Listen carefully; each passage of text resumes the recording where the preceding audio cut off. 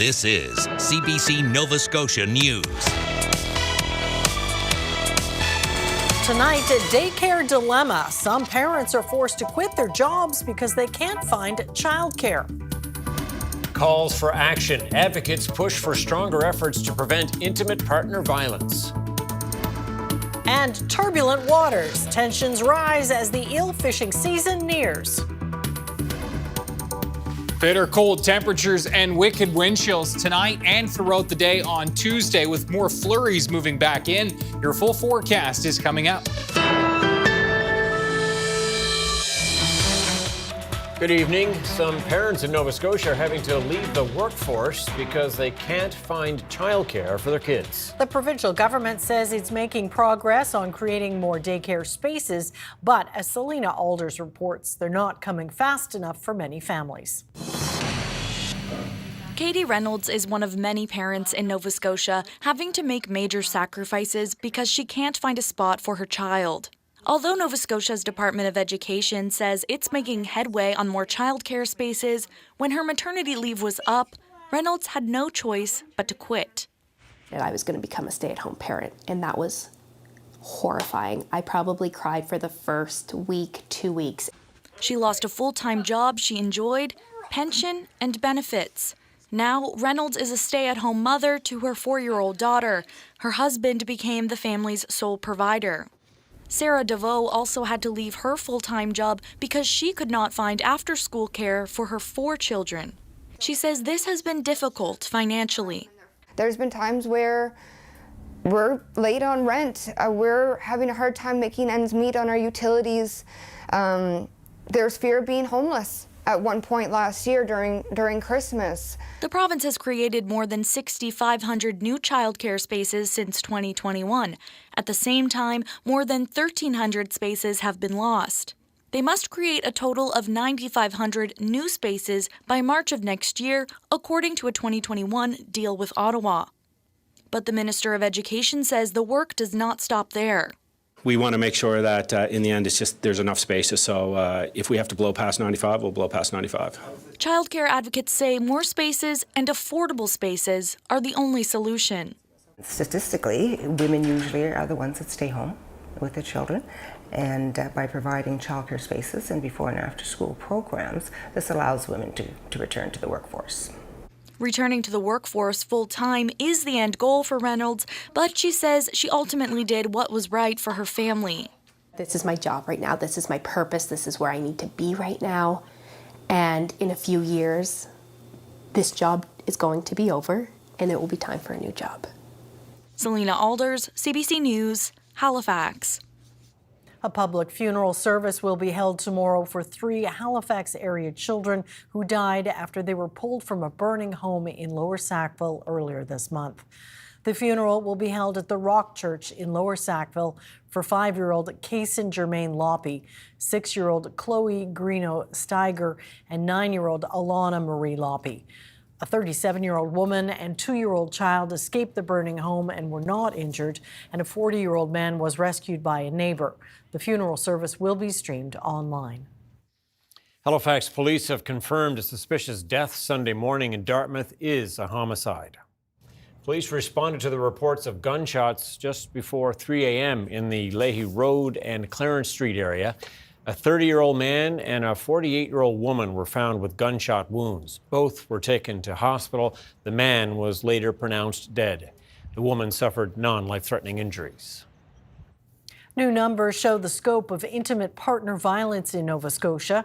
Cases are increasing, and although progress is being made, some say it's not enough. Alex Guy has that story. Intimate partner violence was declared an epidemic when the Houston government passed an NDP-tabled bill in September 2024. We now have the numbers from that year to understand that epidemic better. The provincial government raised funding to transition houses across the province by $7.1 million. The fund now stands at $16.9 million annually. The Transition House Association of Nova Scotia say their partner organizations served around 4,800 women and children in 2024. That's around 13 people a day. The number of women and children experiencing violence seeking help from partners of fans has increased by 182% since 2019. In a 3-month period beginning October 18th, 6 women were killed by their partners in Nova Scotia. I do not think that there is enough early intervention and prevention work. There's a lot of work that needs to be done. And even though there's been additional money last year that came out of the National Action Plan and the bilateral agreements with the province, it's not enough. Fifield says service providers don't have all the knowledge or training needed to work with people experiencing intimate partner violence. A Dalhousie University researcher of intimate partner violence agrees more needs to be done to address the issue. That level of emergency that comes with declaring something an epidemic, I think, does break people's typical work boundaries down and thinking about how can we attack this significant health issue. Also need to see more investment on the prevention side of things. So investing in preventing violence before it occurs. And that's where we need to see more of that policy level focus come into play.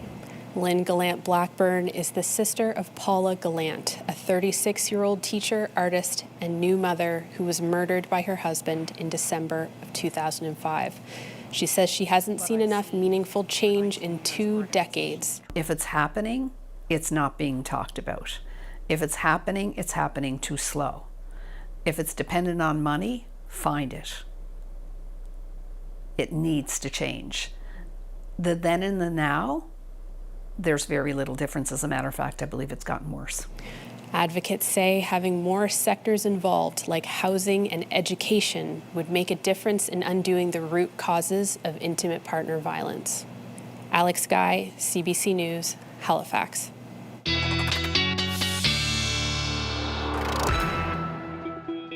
And Ryan Snoddon with us now. It is chilly out there. Yes, and getting colder. Getting colder. Temperatures tonight will drop into the -12 to -16 range. That's where we'll start Tuesday, and recovering somewhat, but very cold temperatures. -6 to -10 will be our widespread highs across the province for tomorrow. Then you factor in the wind, which will be an issue. A sustained near 20, gusting 30 to 40 throughout the day. So wind chill values overnight into tomorrow morning. We're going to be feeling into the -20 to 25 range to start Tuesday morning, and recovering somewhat into the afternoon. But those wind chills will stay very chilly. Widespread minus double digit and teens is what it will feel like throughout the day on Tuesday. So that does lead us to remind everybody about the risk of, yes, frostbite. And with this extreme cold hazard chart, this shows us that most of us are going to be in that moderate frostbite risk throughout the day on Tuesday, but a high risk, especially for northern Nova Scotia through the early morning hours. So make sure before you head out the door, you're bundled up. The kids are bundled up nice and warm. It won't take long to freeze that skin. Certainly not. Okay, thanks for the reminder. Thank you, Ryan. Thank you. Well, there's just 6 weeks until the lucrative but highly fraught fishery for juvenile eels is expected to open. DFO has introduced a series of proposals aimed at getting the fishery back on track after several years of chaos. But some of those proposals have been controversial. Richard Cuthbertson reports. We put them about 1 kilo each, or maybe 1.5 kilos each into these.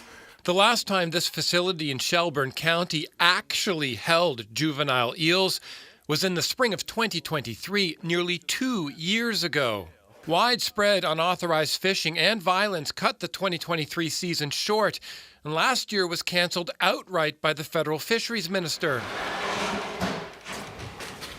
But hope for a better path forward just weeks before the 2025 season is expected to open in March has given way to bitterness. And we had a good system here with a lot of families in an economically depressed area depending on this. And it's been devastating for families here. The Department of Fisheries and Oceans is introducing new regulations governing the possession of elvers and their export, which is mainly to Asia, where they are raised for food. But it also plans to upend the fishery in other ways, proposing to strip the 8 long-time commercial license holders of between 60% and 90% of their quota with no compensation.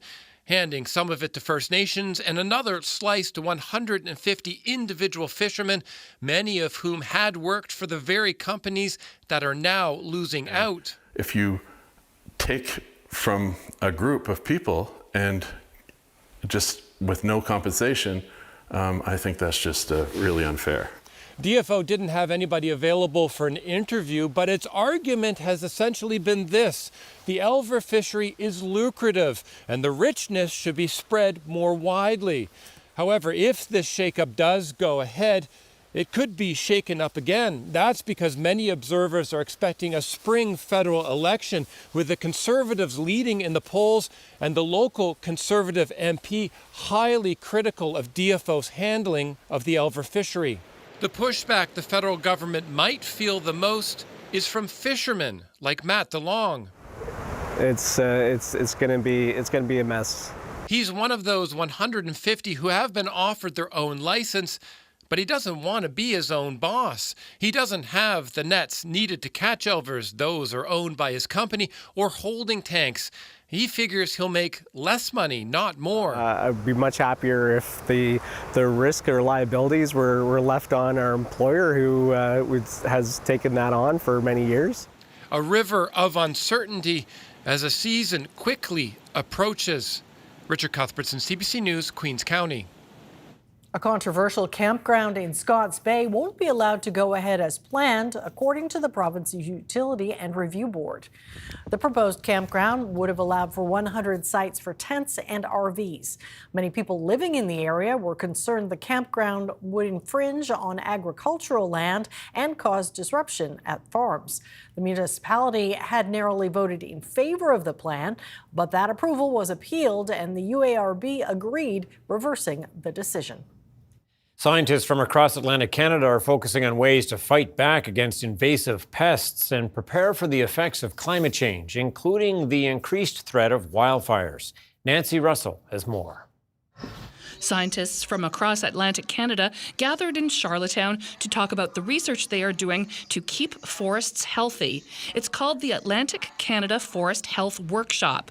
The researchers are working to protect forests from threats such as invasive pests. This insect has caused huge amounts of damage to hemlocks in Nova Scotia. Now scientists are hoping a beetle from BC will save the trees. One of the reasons why hemlock woolly adelgid is a problem is that there are no predators in Nova Scotia, and because of that, their numbers can just basically go through the roof, which is what we have seen. So our idea is to utilize predators that are specialized to hemlock woolly adelgid to combat it in Nova Scotia. Hemlock woolly adelgid hasn't been detected here on PEI yet, but hemlock trees on the island are being closely monitored. Roscoe says the research in Nova Scotia may help save island forests if the pest arrives here.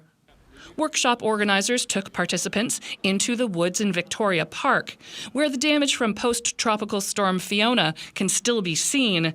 Climate change is also one of the key topics for researchers. Everyone's concerned to see you all, given these projections that climate scientists are showing us, how our trees do, how will forests respond to it in terms of their growth, their performance, and not just for industry, but even for our natural forests in terms of species assemblage or diversity. Vaughan says workshops like the one in Charlottetown are important to keep Canadian forests healthy. It's important because we as Canadians, we use the resources that forests supply to us, and the renewable resource. If you plant it and manage it appropriately, it can do really well. The next workshop is scheduled for January 2026 in Halifax. Nancy Russell, CBC News, Charlottetown. Temperatures are plunging as we enter a cold freeze. But that shouldn't be a problem for the Dark Side Dippers, a weekly cold plunging group out of Dartmouth. Every Sunday morning, its members gather by the dozens on the beach at the Lions Beach Park. The group launched last winter and has managed to grow from just 4 people to more than 60. Looks cold. The group started as a way to make new friends while staying active and having fun during the long winter months. On New Year's Day, the Dippers had their biggest group to date when 500 people jumped into the icy water.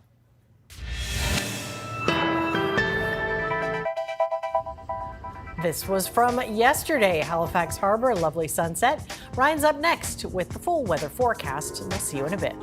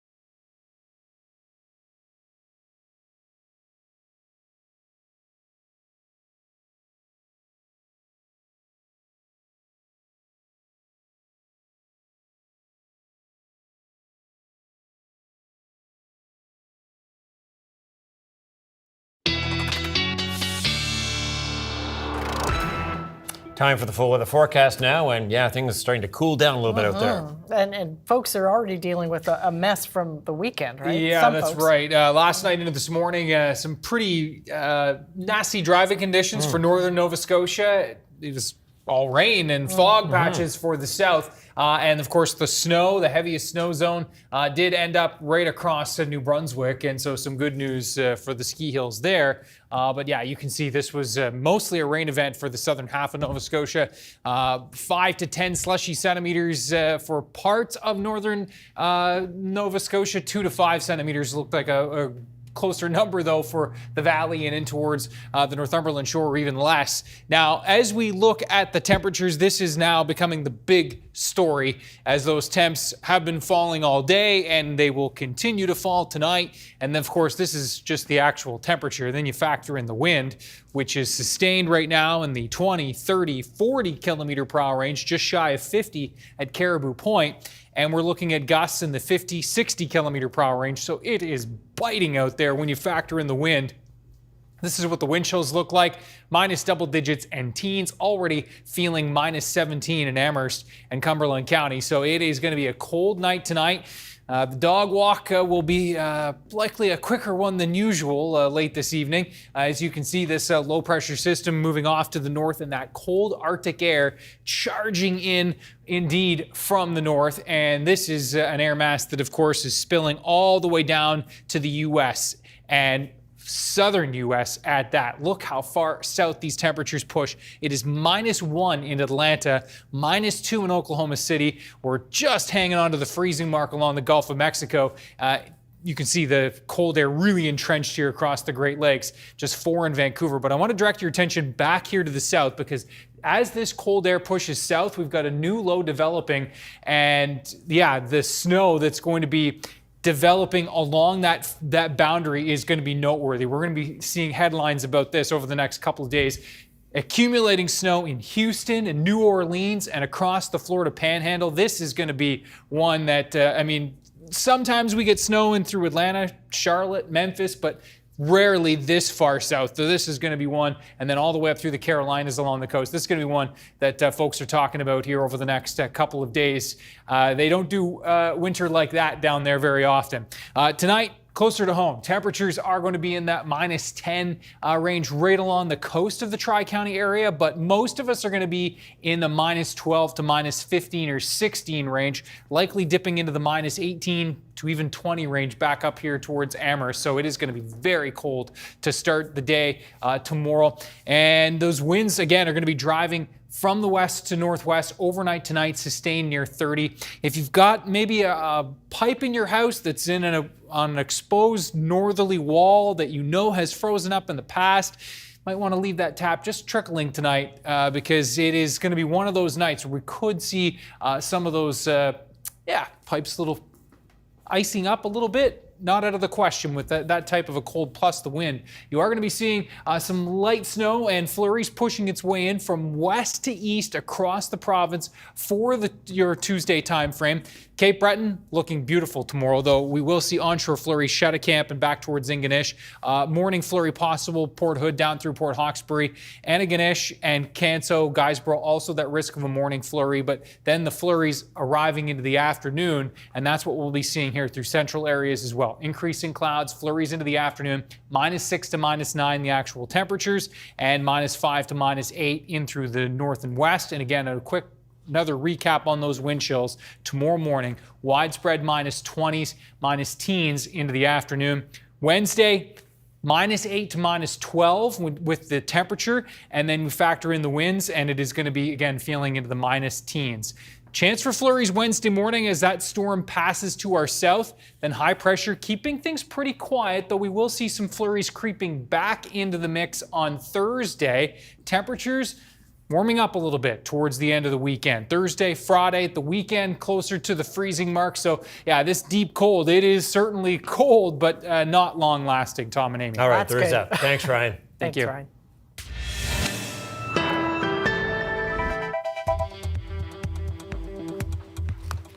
Coming up, a look at the pomp, ceremony, and sweeping executive orders as Donald Trump is sworn in as president.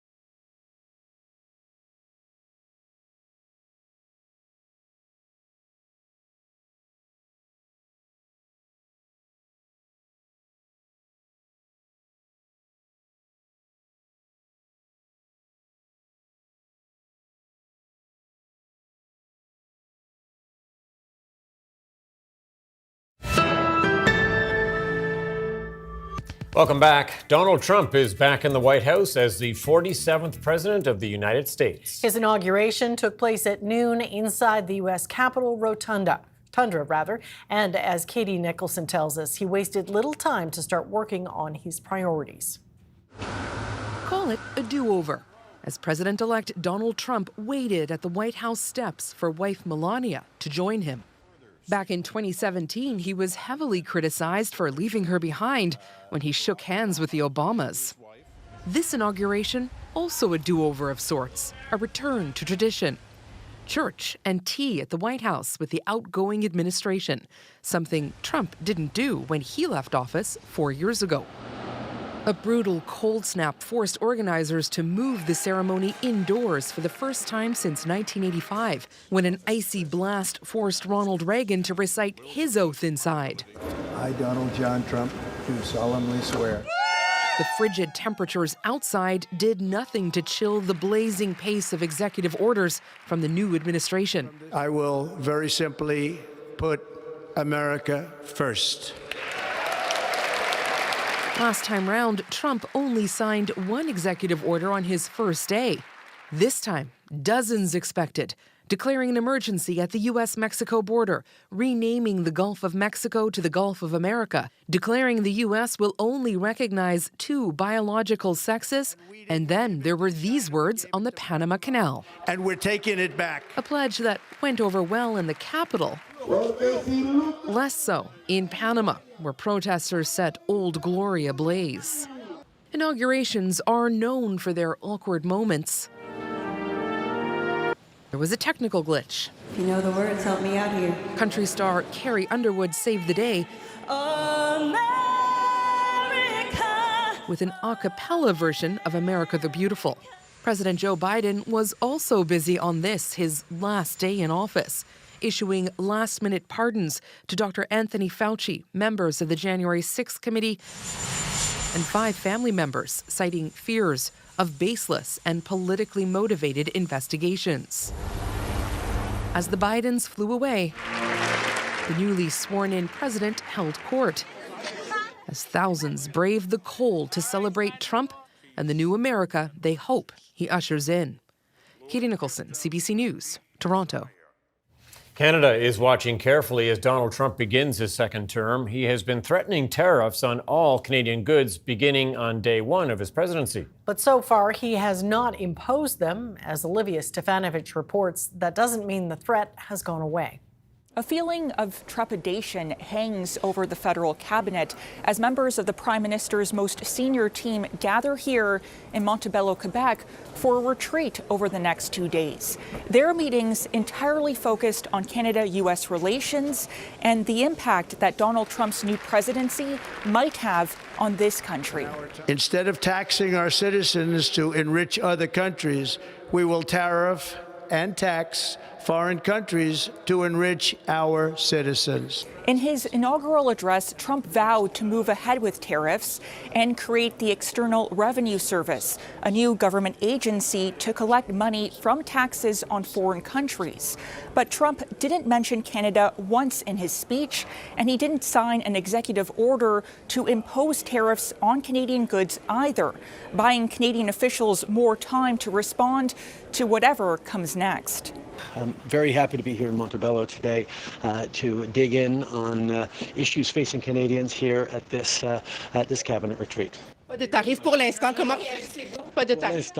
The Prime Minister was asked if the threat of tariffs is over for now. He responded, yes, for now. There's still a lot of uncertainty, and senior federal government officials say they are prepared to respond almost immediately if Trump follows through. They have a list of 10 American products that they've identified for counter tariffs, including Kentucky bourbon, orange juice, and washing machines. Canadian officials also say they are preparing 2 larger rounds of counter tariffs valued at $37 billion and $110 billion each.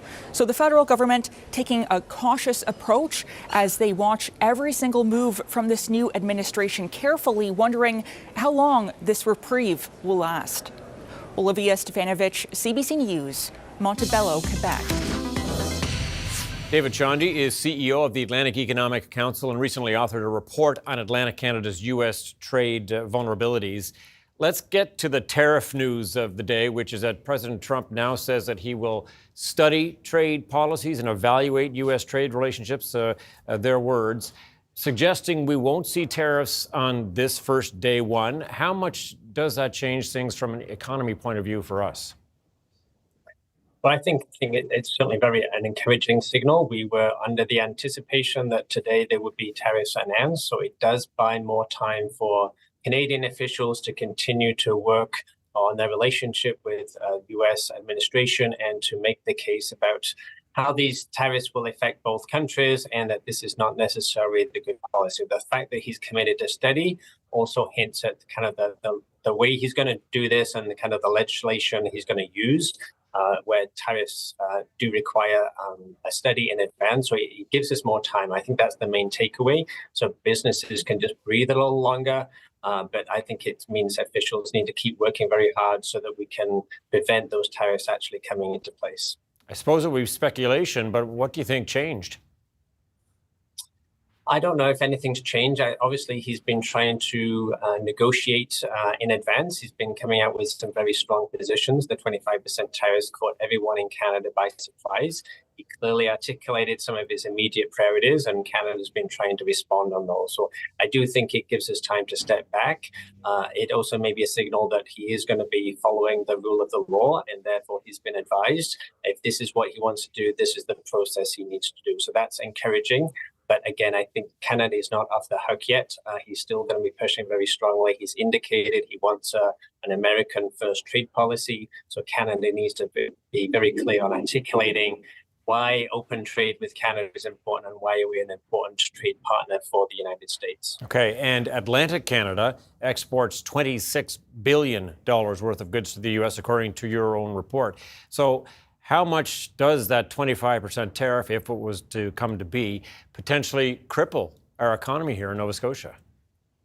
Well, it could be very significant, and I think that's why we were waiting to see what happened. But, we don't really know exactly how this is going to play out, and there's maybe two extreme examples. So one, there's a 25% tariff on a product. If there is no alternative U.S. supplier, if a U.S. supplier can't provide the right kinds of products or services, it's just a tax gain for the U.S. administration, and that is paid by U.S. importers and consumers. It might then filter into Canada if we're importing those products back. So that really hurts the U.S. If, however, there is an alternative supplier and they don't have to pay those 25% tariffs, the U.S. economy grows because it's a U.S. supplier, and Canada takes the full hit. We lose that production, we lose those sales, and that's when there's the risk of job losses if we can't find alternative markets. So for every product and every industry, it's really going to depend exactly what that U.S. supply responds. So if there's other countries that have lower levels of tariffs, it's going to be really a wait and see exactly what happens and how the economy responds in certain markets. And that's when we'll start to see those effects feeding out in the United States and in Canada. Yeah, I guess we can't be sure about what is ahead, but what does history tell us about tariffs? I mean, how might this play out? Well, again, I think if tariffs are being used as a negotiating tactic, it's a question of how high and for how long until we're able to resolve that. I think that's the key risk. A tariff war does not help any country, and I think that's the argument that Canadian officials are trying to make. This is going to hurt the United States as much, but clearly we depend upon the U.S. market. We are a much smaller country. We depend on exports to those countries. We need to have an open and secure rules-based trading system. And this is not the first time we've had threats. When Trump was in office last time, we had to renegotiate the NAFTA agreement at the time to, again, secure that free trading arrangement. So, again, that's what we really need to focus on. Again, we need to keep goods and services being able to flow and people flow freely across that border because it's important for two-way trade for consumers and businesses in both countries. Yeah, you've heard it said, this is a wake-up call. We've heard that before as well. Is our economy too dependent on the United States? This comes up time and time and again. I think we have to recognize that there's a reason why our producers sell to the United States. It's a big market. It's geographically close. There's a common language and culture. and there's lots of opportunities because the U.S. economy has been growing. For different products and services, yes, there's opportunities to sell in other markets, and we do want to continue to look at those opportunities. But we have to recognize that, shifting out of the United States is not like calling a stockbroker and say, look, sell my U.S. equities and buy some in the U.K. It takes a lot longer to develop markets. Those markets may require adjustments to products and services. So yes, it's a long-term strategy, but you just can't just switch your markets the same way you can when you're kind of looking at financial markets. What I think we really need to do is, this is not a new issue. We've had recurrent issues in the US. We really need to have a long-term strategy, not just around our global presence, but ensuring that we are better able to respond to these issues that seem to periodically come up, whether it was the renegotiation of NAFTA, whether it's potentially 25% tariffs.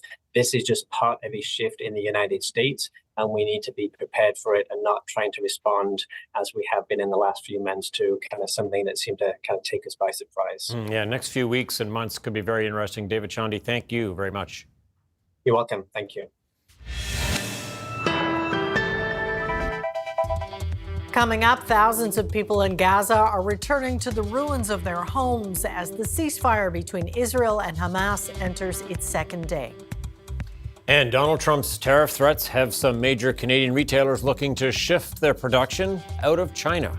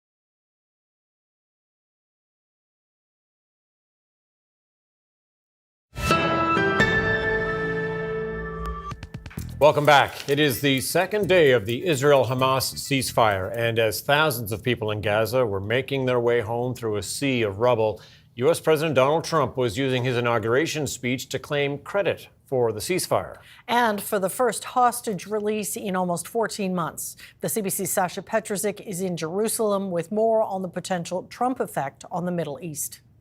There is a feeling here that maybe this war is actually over, and many give credit to Donald Trump for that, for the pressure he placed on the Israeli government to accept a deal which has been on the table for months. However, Israel's only agreed and negotiated the first phase of this agreement, 6 weeks in which 33 hostages will be returned. There are still more than 60 who will remain, and that would be part of a second phase of this deal, something that Israel has not agreed to, not yet.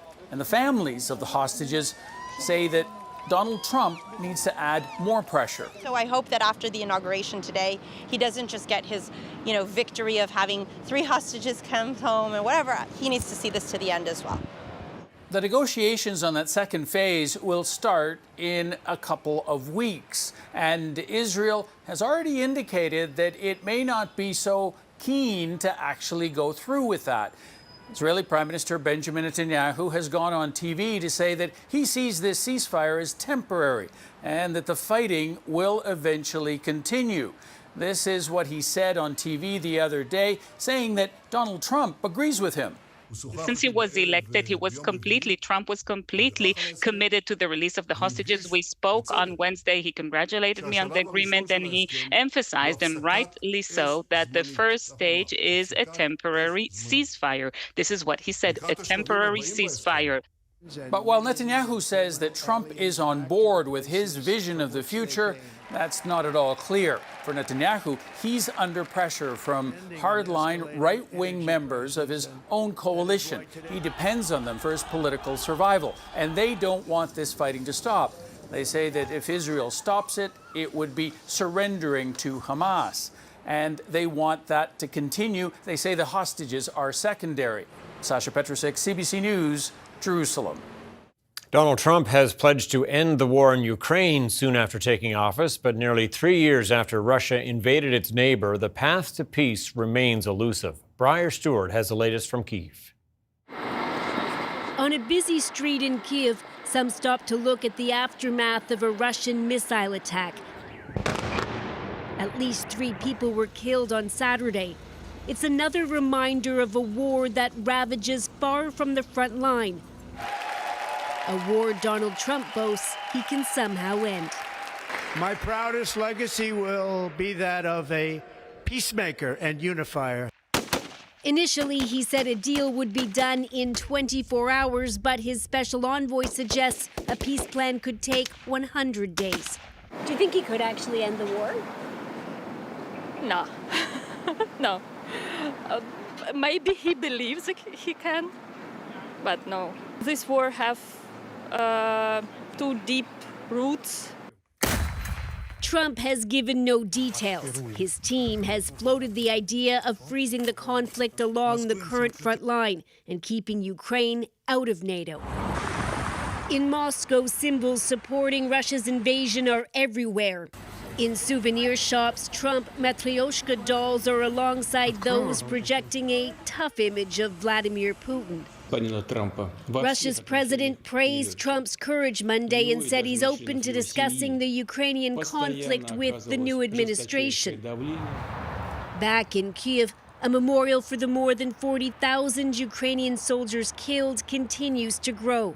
Irina Polishchuk works as a volunteer running supplies to the front. She will soon head to Kursk, where Ukraine is fighting to hold Russian territory, which it could hope to use as a bargaining chip. We hope that the situation will change for the better, she said. We want to believe in it, but we can't influence the situation at that high level.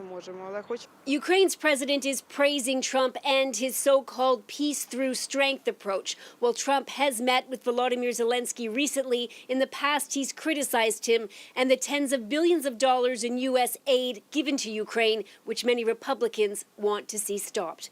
Briar Stewart, CBC News, Kyiv. Retailers in Canada are watching for additional tariffs from Donald Trump on Chinese-made goods. Aritzia, Lululemon, and Canadian Tire are among businesses that manufacture products overseas and sell them south of the border. The potential impact has some looking to shift their production out of China. The CBC's Paula Duhacek reports. Making one pair of earrings takes a number of tiny pieces, and when trying to find those materials, one country feels almost unavoidable. If I was trying to source things that weren't made from China, these shelves would be empty. But as returning U.S. President Donald Trump threatens more tariffs on Chinese goods, retailers that can move production outside China are doing just that. Knowing that there's going to be a transition in the first quarter of the year, we've already taken steps. I won't get into the percentage, but we've already taken steps to move more production out of China. Brands like Aritzia, Lululemon, and Canadian Tire say they're in various stages of diversifying production. For some, it's a long-term plan. What I can say right now is that the great majority of our product is manufactured outside of China. For others, it's lately become more of a focus. We've seen a pretty sizable shift in our, country of origin sourcing. Out of China just this year, alone. Tariffs and political tension aren't the only factors. Companies are also concerned about textiles being made with forced labor. You've had the normal forced labor issue and then the U.S.-China fight on top of that. And so that's why businesses are suddenly taking more extreme or extraordinary measures. Still, trying to get away from China can be tough. You want to have a garment, you want to have the buttons, the zippers, the threads, the inner linings, the backings, all these myriad products that go into a piece of apparel. You can't get those everywhere. Some countries, like Japan, have actually paid companies to help them diversify. So companies that were leaving were like, oh, if you're going to hand me money, sure, I'll take it. He says that's not necessarily the right move for Canada, but he hopes our country gets creative to help companies that want to leave make the switch. Paula Duhacek, CBC News, Calgary. Imagine being contacted about a supposed debt from 30 years ago. That's exactly what happened to a nurse in Yellowknife. She received a child care bursary from the Ontario government decades ago while studying there as a single mother. She's now a grandmother, but she recently got a call from a collection agency asking for that money back. Ithil Musa has our Go Public investigation. Is that me and her? It wasn't easy, but Jennifer Kraft says she worked hard to earn her nursing degree 30 years ago as a single mother with a 2.5-year-old daughter. She says an Ontario child care bursary meant she could focus on her studies and worry less about daycare. It helped subsidize some of that cost so that I could go to nursing school and provide a better life for ourselves. But Kraft recently found herself battling a collection agency that was demanding she produce child care receipts from decades ago or pay the $1,245 back. It's hard to prove now, 30 years later, that I did the appropriate things. Kraft says she submitted the original receipts, and the daycare her daughter attended no longer exists, leading her and her family to wonder, what's the statute of limitations? The collection agency says it can't speak to individual repayment cases, but in an emailed statement to Go Public, Ontario's Ministry of Colleges and Universities said there is no limitation period applicable to the collection of debts owed to the Crown.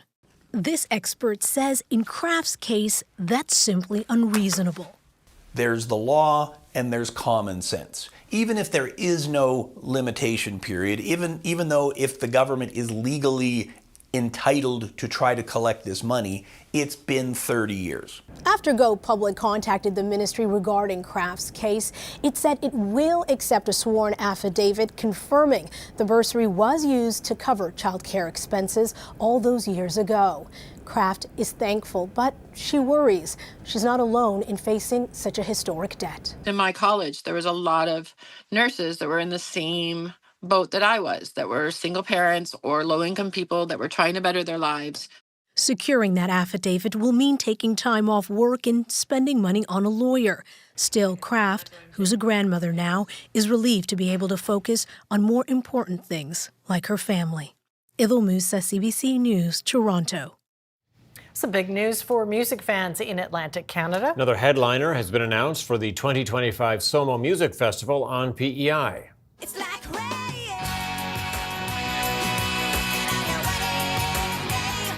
Canadian icon Alanis Morissette will be the Saturday headliner this year. This is also the 30th anniversary of her hit album, Jagged Little Pill. The festival runs September 13th and 14th in Cavendish. It features music and culinary acts. Hozier is set to headline the first night.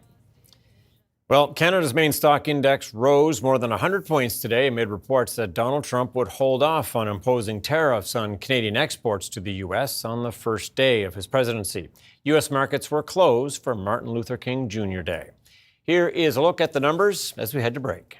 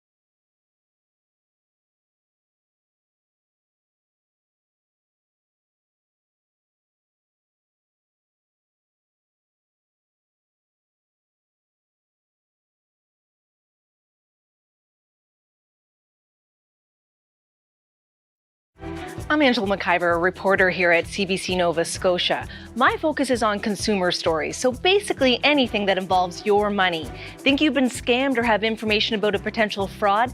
Get in touch and I will dig into it. I'm here to investigate.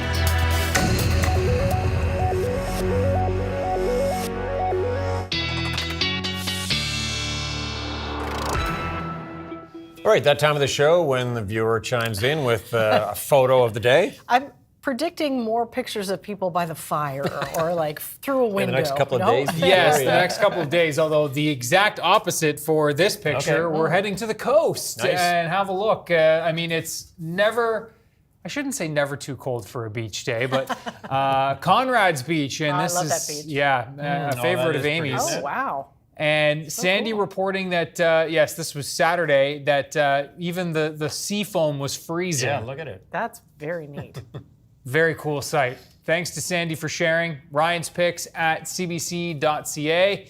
And as we look at that forecast for tomorrow, woof, -6 to -10 for daytime highs. And we are, again, going to be seeing the wind chill values into the near -20 to 25 range for Tuesday morning. And even into the afternoon, it's going to be, feeling into the minus teens, even once we do warm up to our warmest temperatures into the afternoon. We also have some snow on the way, light snow and flurries, but the little disturbance there brewing over the Gulf of Mexico, or Gulf of Maine rather, tomorrow morning will push in from west to east throughout the day. Note there's the afternoon into the western areas. By evening, by supper time, we'll have pushed in across the entire province, and then a bigger storm system that will be dropping snow across the U.S. South will move to our south, won't be impacting us. So some good news there, I guess, unless you're looking for some snow. That colder air really entrenched here for Tuesday and Wednesday, and then you can see it kind of retreating back into the north as it fades away a little bit anyway. We will start to get back closer to seasonal by the time we get into the weekend. Looking forward to the weekend already. Ready to take the plunge into the past? Well, the Roman ruins of Pompeii have yielded another breathtakingly preserved find, a bathhouse. 30 people could have fit inside it. It was inside a private residence, and experts believe guests would have used it prior to banquets. There were 3 bath chambers, hot, warm, and cold. Art remains on the walls. Jugs and bowls lie where they were last set before the volcano struck almost 2,000 years ago. Archaeologists at the site say it's as if the people had just left. That is fascinating. Yeah. All right, that's it for us tonight. Thank you for watching. We'll see you next time. Good night. Good night.